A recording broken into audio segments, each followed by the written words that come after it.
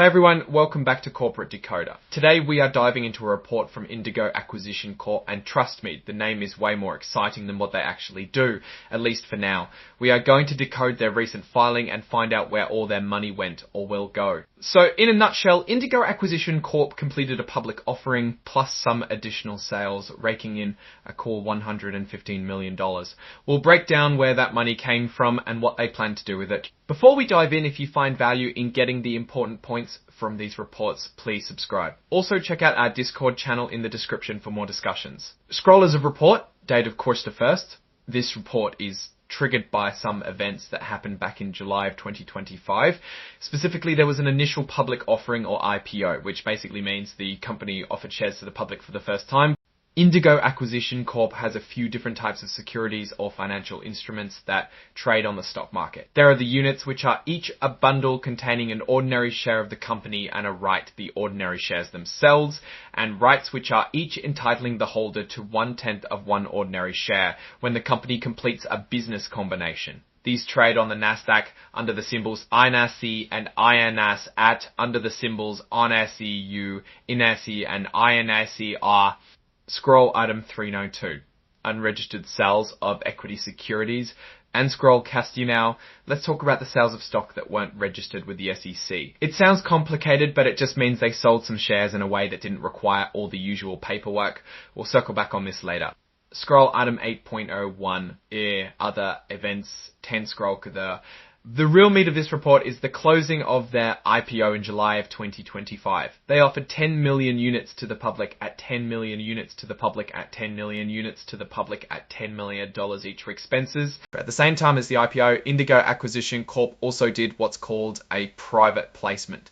This means they sold an additional 350,000 units to a select group of investors, including their sponsor and some underwriters at $10 apiece, raising another $3.5 million. These private placement units are basically the same as the units sold in the IPO.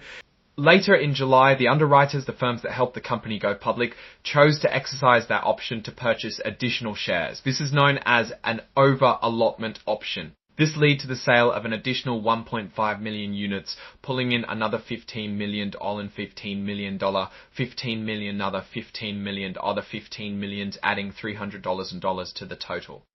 Scroll up to the proceeds received from the sale. Scroll out of all that money they raised from the IPO and those extra private placement units. A grand total of $115 million was placed in a trust account at $10 per share. This is where they are keeping the money safe.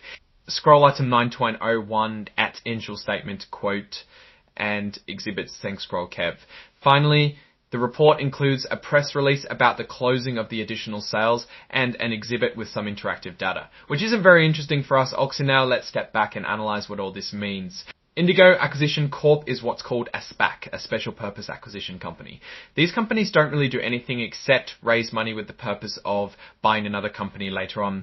The $1,115 million they raised will be used to find a company to acquire or merge with. A key risk here is whether they'll find a good target. They have a limited time to make a deal, and if they can't, they have to return the money to investors. This creates pressure to do a deal regardless. On the flip side, if they find a great company to merge with, investors could see significant returns. What's interesting here is the use of private placements. Selling units to insiders alongside the IPO gives them a bigger stake and aligns their incentives with the company's success. It's a common practice, but it's something to watch closely. It is good for incentivization, but it could also be argued that it's not in the investor's best interest. Overall, Indigo Acquisition Corp is starting its journey as a blank check company. The risks are clear: overpaying for an acquisition or failing to find a target at all. But the potential rewards are also significant, especially if they can find a good deal to close. Should you invest in Indigo Acquisition Corp? It's really for people who like high-risk investments but could be very profitable. Alright, that's our breakdown of Indigo Acquisition Corp's latest filing. What's your take on these numbers and what they signal for the company's future? Drop your thoughts in the comments. If this analysis was valuable, hitting that like button really helps, and subscribe for more deep dives. Don't forget to check out the Discord in the description where we are doing all of this live and are available to answer any questions. Thanks for watching. See you next time.